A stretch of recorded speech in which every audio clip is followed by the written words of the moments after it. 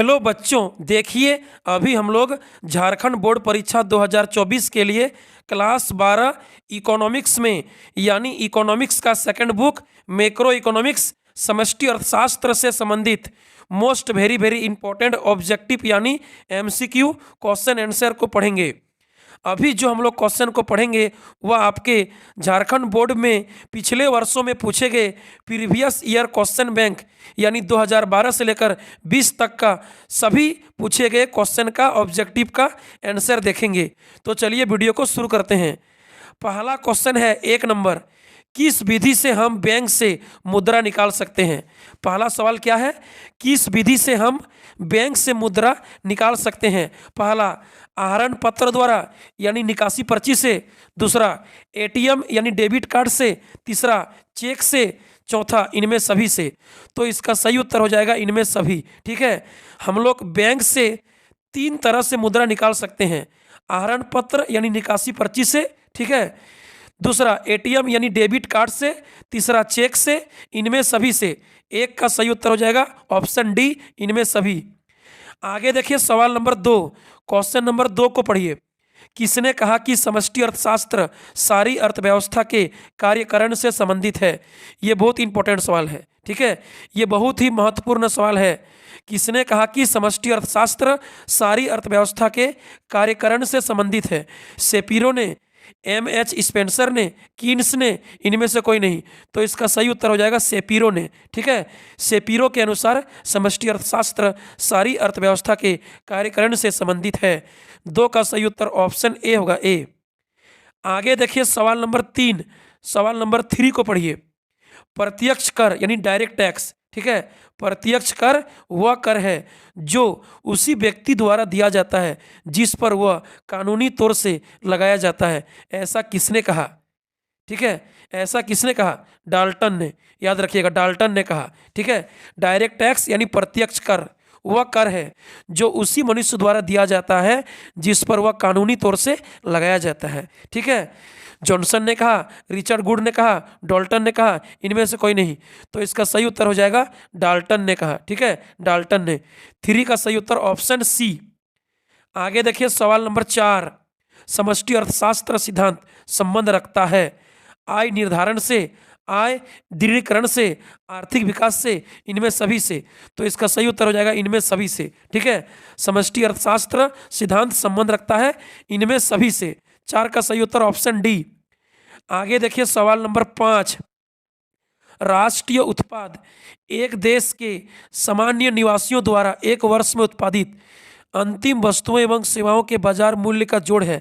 ऐसा किसने कहा, पीटरसन ने। ठीक है, सकल घरेलू उत्पाद एक देश के सामान्य निवासियों द्वारा एक वर्ष में उत्पादित अंतिम वस्तुओं एवं सेवाओं के बाजार मूल्य का जोड़ होता है, ऐसा पीटरसन ने कहा। 5 का सही उत्तर ए होगा, ए।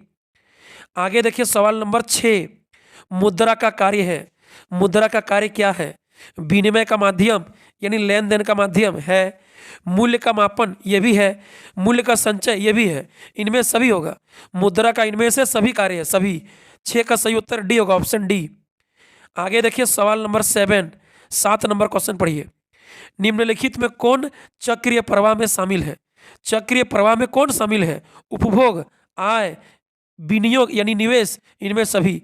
तो इनमें सभी हो जाएगा। ठीक है, अर्थव्यवस्था में उपभोग यानी खपत, व्यय, आय और निवेश का चक्रीय प्रवाह चलते रहता है। ठीक है, इनमें से सभी चक्रीय प्रवाह में शामिल है। 7 का डी। आगे देखिए सवाल नंबर 8 नंबर क्वेश्चन पढ़िए। किसने कहा है कि मुद्रा वह है जो मुद्रा का कार्य करे। ये बहुत ही इंपॉर्टेंट क्वेश्चन है। मुद्रा वह है जो मुद्रा का कार्य करे, हार्टले विदर्स ने कहा है। ठीक है, हार्टले विदर्स ने कहा है। 8 का सही उत्तर ए होगा, ए। आगे देखिए सवाल नंबर 9 नंबर क्वेश्चन पढ़िए। भारत में व्यावसायिक बैंकों का राष्ट्रीयकरण किस वर्ष हुआ था। भारत में व्यापारिक बैंक, कॉमर्शियल बैंक का राष्ट्रीयकरण किस वर्ष हुआ था। ठीक है, 1969 में, 14 जुलाई 1969 में। 9 का सही उत्तर ऑप्शन डी होगा, डी। आगे देखिए सवाल नंबर 10 नंबर पढ़िए। भुगतान संतुलन में निम्नलिखित में से कौन दृश्य मदेह नहीं है। दृश्य मदेह उसी को बोलते हैं जो रियल पदार्थ का बना होता है, जो दिखाई देता है, रियल वास्तविक पदार्थ होता है। ठीक है, भुगतान संतुलन में निम्नलिखित में कौन सा दृश्य मद है? दिखाई देने वाला वस्तु जो रियल किसी पदार्थ का वास्तविक बना होता है, भौतिक पदार्थ होता है। तो मशीन तो होगा, कपड़ा तो होगा, सीमेंट तो होगा, बैंकिंग नहीं होगा। ठीक है, बैंकिंग, संचार ये सभी सेवा होता है, लेकिन मशीन, कपड़ा, सीमेंट ये दृश्य वस्तु होता है। ठीक है, दिखाई देने वाला किसी पदार्थ का बना हुआ। तो बोलेगा दृश्य मदे कौन है? मशीन, कपड़ा, सीमेंट हो जाएगा।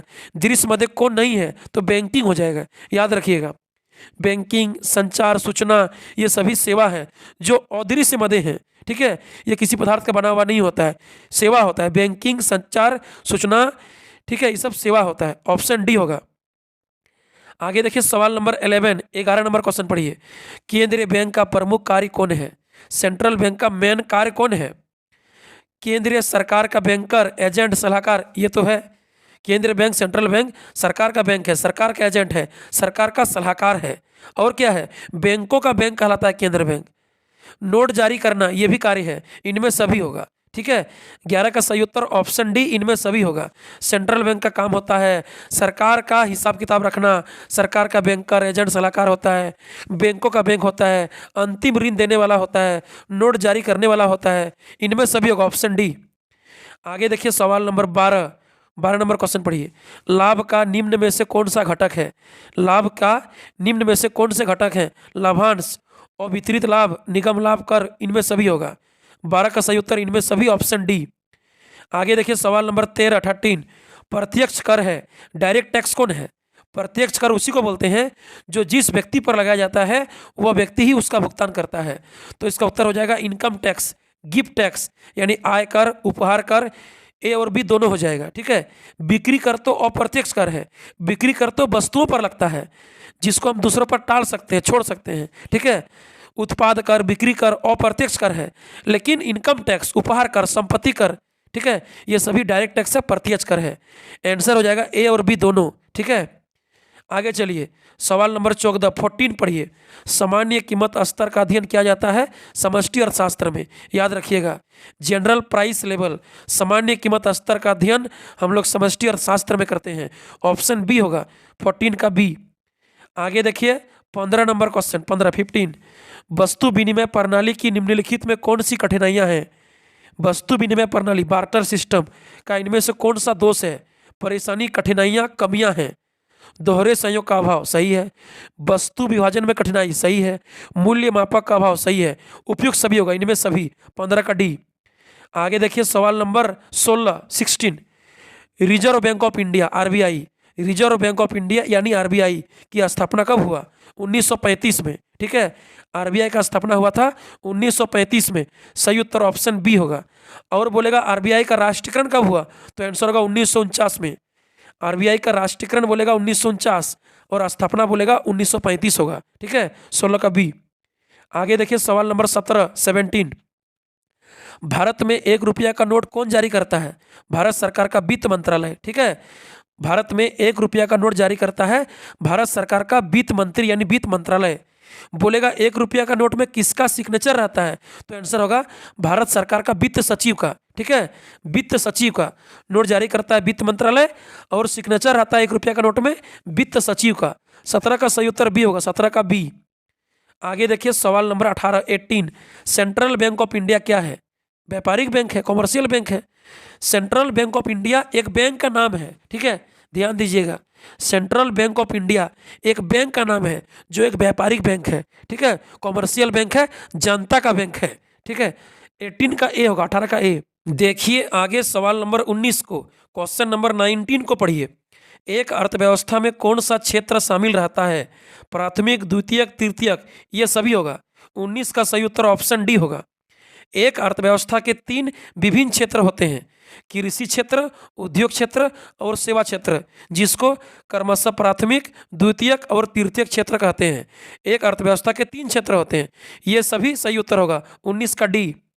आगे देखिए सवाल नंबर 20 नंबर क्वेश्चन पढ़िए।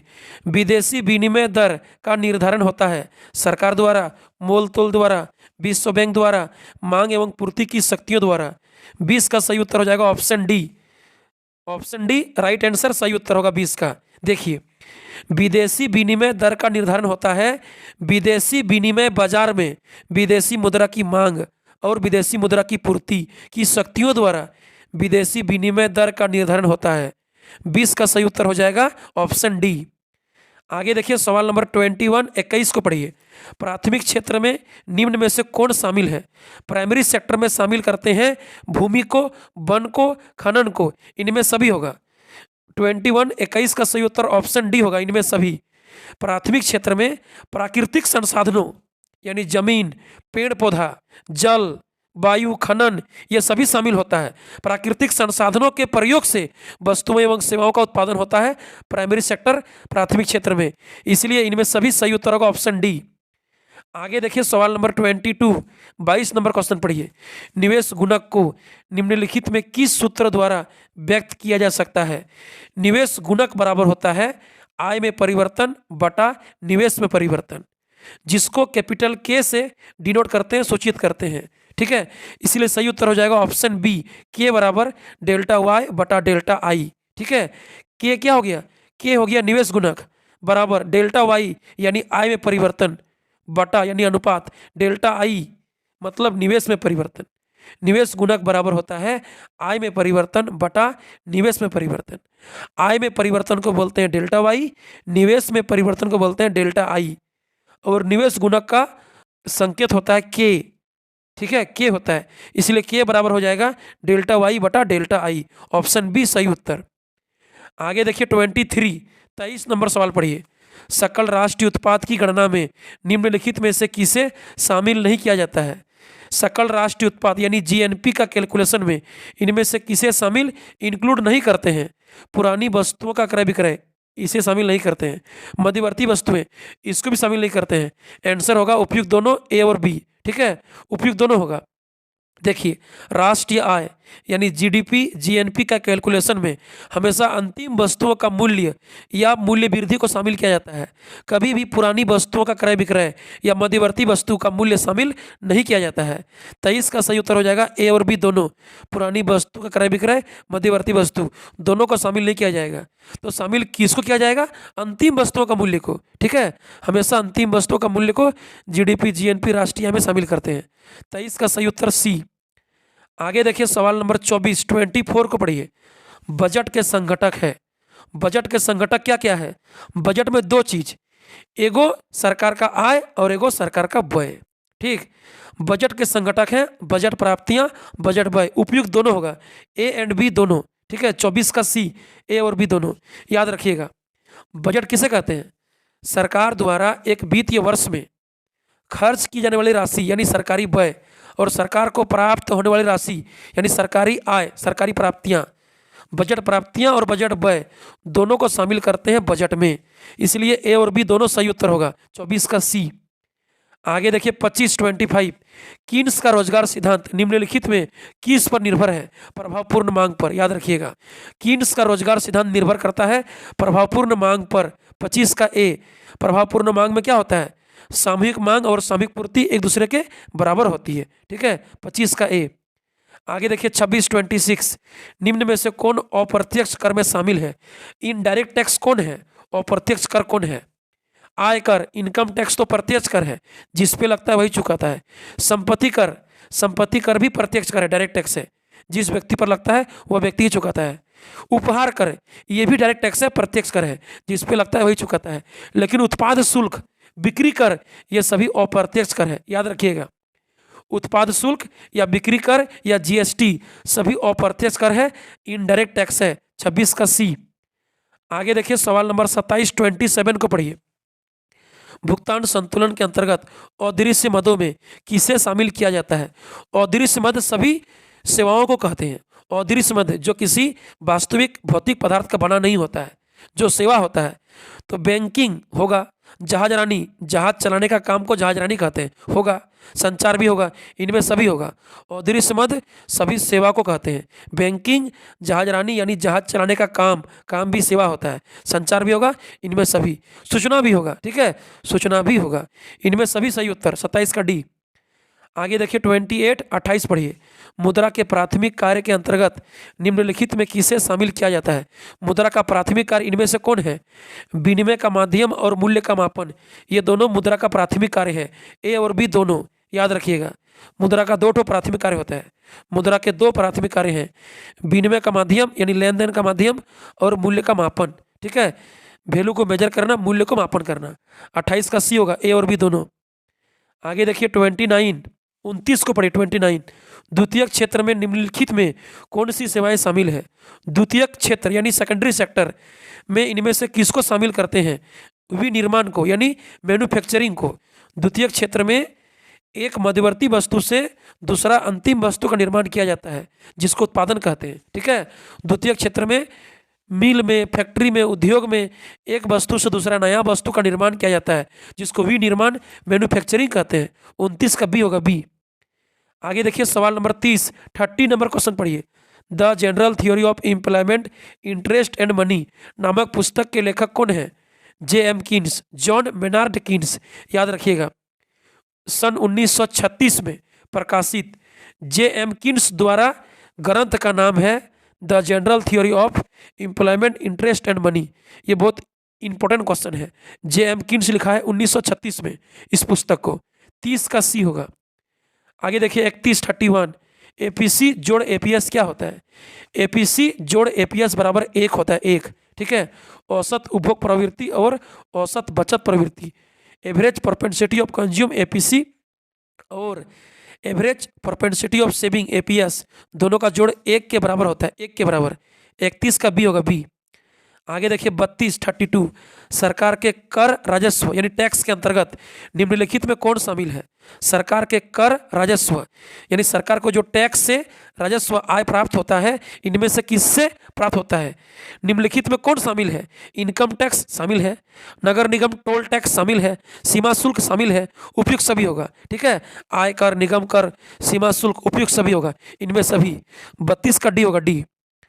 आगे देखिए अंतिम क्वेश्चन 33, 33 को पढ़िए, लास्ट क्वेश्चन। व्यावसायिक बैंक क्या करता है?